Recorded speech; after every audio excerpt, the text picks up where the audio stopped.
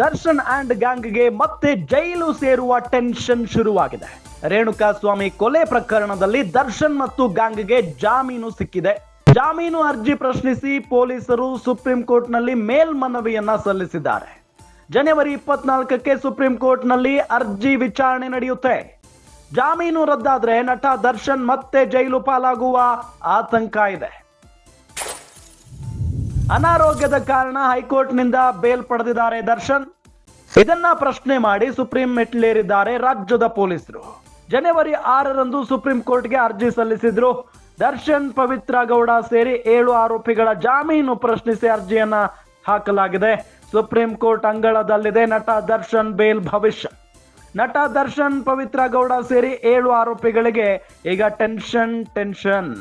Supreme ಕೋರ್ಟ್ನಲ್ಲಿ ಜಾಮೀನು ರದ್ದಾದ್ರೆ ದರ್ಶನ್, ಪವಿತ್ರಗೆ ಮತ್ತೆ ಜೈಲೇ ಗತಿ. ಗಮನಿಸ್ತಾ ಇದ್ದೀವಿ, ಮೊನ್ನೆ ತಾನೆ ಅವರಿಗೆ ರೆಗ್ಯುಲರ್ ಬೇಲ್ ಸಿಕ್ಕಾಗಿದೆ. ಈಗ ಚಿತ್ರದುರ್ಗದ ರೇಣುಕಾಸ್ವಾಮಿ ಕೊಲೆ ಆರೋಪಿಗಳಿಗೆ ಈ ಸಂದರ್ಭದಲ್ಲಿ ಈಗ ಮತ್ತೆ ಟೆನ್ಷನ್ ಶುರುವಾಗಿರೋದು.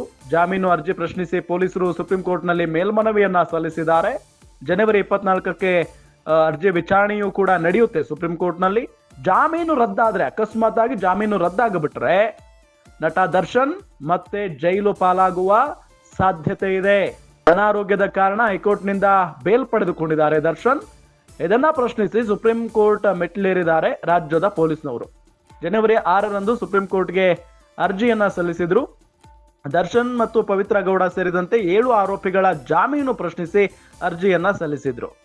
ಸುಪ್ರೀಂ ಕೋರ್ಟ್ ಅಂಗಳದಲ್ಲಿ ಈಗ ನಟ ದರ್ಶನ್ ಬೇಲ್ ಭವಿಷ್ಯ ಇದೆ. ಏನಾಗುತ್ತೆ ಹಾಗಾದ್ರೆ? ಎಲ್ಲರಿಗೂ ಕೂಡ ಟೆನ್ಷನ್ ಇದ್ದೇ ಇದೆ. ಅಂದ್ರೆ ದರ್ಶನ್ ಕುಟುಂಬ ಮತ್ತು ಅವರ ಅಭಿಮಾನಿಗಳಿಗೆ. ಯಾಕೆ ಅಂತ ಹೇಳಿದ್ರೆ ರಿಲ್ಯಾಕ್ಸ್ ಆಗೋ ಹಾಗೆ ಇಲ್ಲ ಈಗ ದರ್ಶನ್ ಅವರು.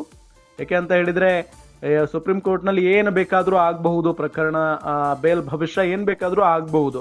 ಈಗ ನಟ ದರ್ಶನ್ ಮತ್ತು ಪವಿತ್ರ ಗೌಡ ಸೇರಿದಂತೆ 7 ಆರೋಪಿಗಳಿಗೆ ಇನ್ನೂ ಕೂಡ ಟೆನ್ಷನ್ ಅಂತೂ ಇದ್ದೇ ಇದೆ.